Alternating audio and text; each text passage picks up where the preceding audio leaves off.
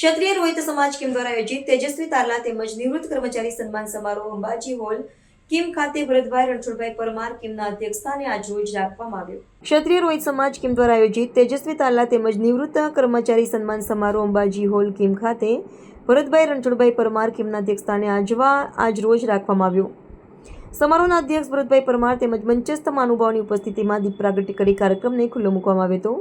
પ્રાર્થના અને સ્વાગત ગીત સમાજની બાળાઓ દ્વારા રજૂ કરવામાં આવી. પધારેલ મહેમાનોનું શાબ્દિક સ્વાગત મંડળના ઉપપ્રમુખ શ્રી જીતેન્દ્ર પરમાર દ્વારા કરવામાં આવ્યું.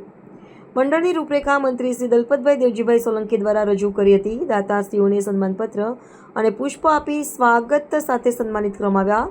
મ્યુનિસિપલ પાલિટી કોર્પોરેશન સુરત ખાતેથી નિવૃત્ત થયેલ કર્મચારી ભરતભાઈ આર પરમારને શાલ ઓઢાડી સન્માનપત્ર અને બુકે આપી સન્માનિત કરવામાં આવ્યા હતા. ઉચ્ચ અભ્યાસ પૂર્ણ કરેલ સમાજના વિદ્યાર્થીઓ ધોરણ 10 અને 12 બોર્ડની પરીક્ષામાં જ્વલંત સિદ્ધિ પ્રાપ્ત કરનાર વિદ્યાર્થી ભાઈઓ બહેનોને સન્માનપત્ર અને બુકે અને ઇનામ આપી સન્માનિત કરવામાં આવ્યા હતા.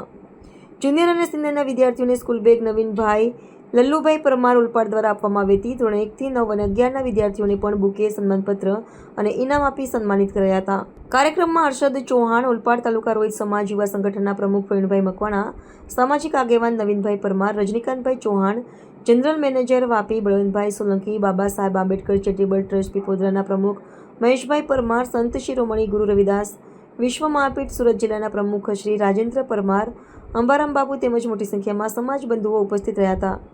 કાર્યક્રમનું સમગ્ર સંચાલન ઉપપ્રમુખ શ્રી જીતેન્દ્રભાઈ પરમાર અને કારોબારી સભ્ય શ્રી સતીશભાઈ પરમારે કર્યું હતું. આભાર વિધિ કારોબારી સભ્ય સતીશભાઈ પરમારે કરી હતી. સૌ પ્રીતિ ભોજન લઈ કાર્યક્રમ પૂર્ણ જાહેર કરવામાં આવ્યો હતો.